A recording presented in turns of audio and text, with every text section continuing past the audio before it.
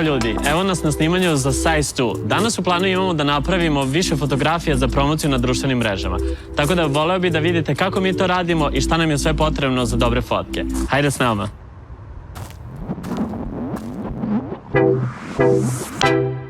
Dakle, da bi vam fotke bile impresivne, potrebno je da se izmestite iz svakodnevnih prostora.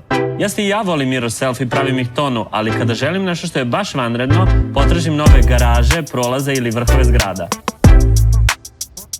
Pa čak i zidovi pored kojih često prolazim mogu biti interesantni ako ih kadriram samo malo drugačije. Druga stavka je outfit. Ja volim da to bude malo ekscentrično, to je moj stil, a neko će se preodlučiti za umereno. Svakako je bitno da su crne naočare tu.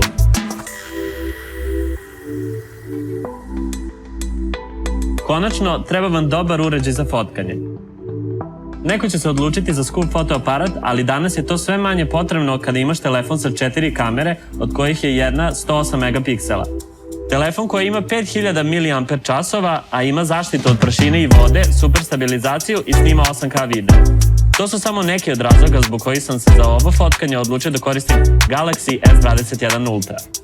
Probajte i vi, pa recite da nisam u pravu.